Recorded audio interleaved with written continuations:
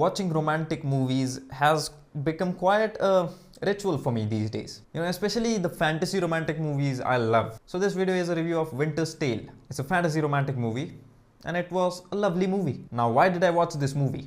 Well, a man needs to feel loved every now and then. That feeling of what love is necessary for me. Now, many accomplish this feeling by actually getting into a relationship and having a conversation with a girl, a real girl. I don't even know if girls exist in reality, if that's even a thing, right? Because I say this because I live in a village here. So you cannot meet a girl in a village. Very conservative people here. Everybody knows everybody and you'll get killed for meeting a girl here. Don't even try it. And I don't have the money to travel to another city very often so that I can have a female contact. So watching romantic movies is a way through which I fulfill my emotions of love. That's why these movies like Winter's Tale, Stardust, also a lot of rom-com movies, these have a very special place in my heart, I don't like those sad romantic movies at all. Like, I don't see the point of watching them. When partners get separated at the end, that's not a happy ending. Why do people love these kind of movies? The most loved romantic movies are Titanic and Shakespeare in Love, where the lovers get separated at the end. Sairat is that kind of movie too. Oh, and Ex Machina, lovers get separated at the end. Winter's Tale is a wholesome movie which fills you with variety of emotions, and it also becomes a chapter of your life, a beautiful chapter. Whenever in the rest of your life you hear Winter's Tale, you'll go, that was a nice movie. It made me feel very good. Same with Stardust and same with Ex Machina too. It makes you feel very good at the end when she leaves him in that room. That was a very sexy scene. Some say Stardust is the best fantasy movie of all time. It stars Charlie Cox and Taylor Swift. Oh wait, I'm sorry. It's Claire Danes. Tall and beautiful blondies look all the same to me, right? Claire Danes, Taylor Swift, Ryan Reynolds, they all are same. Now about the first point that I mentioned, it's the best fantasy movie of all time. I don't know about that. It's a great romantic film, guys. But about the best fantasy, you see, Oppenheimer is a great fantasy. I'm kidding, Stardust is among the best fantasy movies of all time. King Arthur is a legendary film, whatever. Just one thing. King Arthur grows up in a brothel and he ends up a streetwise tough guy. But he knows how to rally armies. Where's the leadership training here? Did the prostitutes teach him war strategy between shifts? The sword Excalibur. It shoots light beams. Destroys armies. Probably brews a lot of coffee. Why a lot of coffee? I don't know. Why not little coffee? I don't know. Jude Law sacrifices his loved sacred wife for power. Avengers, Infinity War, Vormir. He kills his own daughter for power too. Thanos. But the elephants in the opening scene, they were massive, man.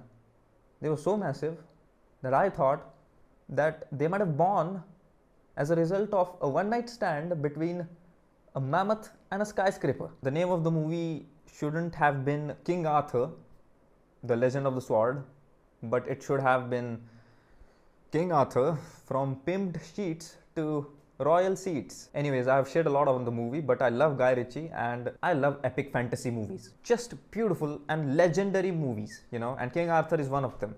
A large scale movie, high stakes is what I love. And I loved this movie and I urge you to go watch it because it is an awesome movie. Hi, if you like which movies, like if you really enjoyed Old Guard or The Last Hunter, or you like those kind of movies, maybe you enjoyed Stardust. Something like that. Alright, I have a great movie for you. Hansel and Gretel. I think you'll enjoy this movie. It's not as great, but it's not as bad that you shouldn't watch it. Only one problem with the movie, nobody likes to watch adventures between a brother and a sister. Maybe children who haven't gone through puberty yet and are still small. But this movie is rated R. So that means children cannot watch it.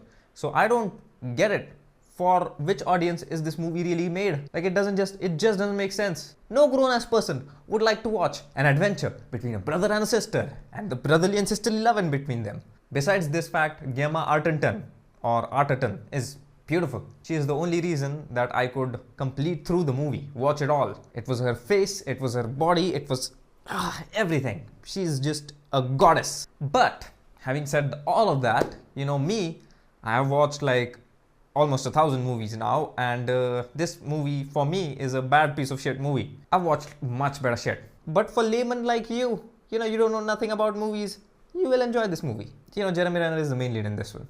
And I have to say this, like he has a tendency of becoming a least favorite character of the movie he is currently starring in. Hawkeye and Avengers.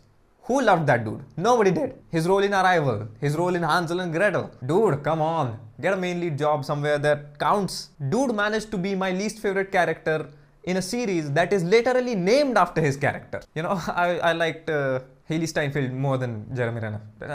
Look, I'm just kidding. Love Jeremy Renner. This was all said to invoke a shock in you guys and to surprise you guys and to make you laugh. Love Jeremy Renner. That is, of course, after all the characters in the movie.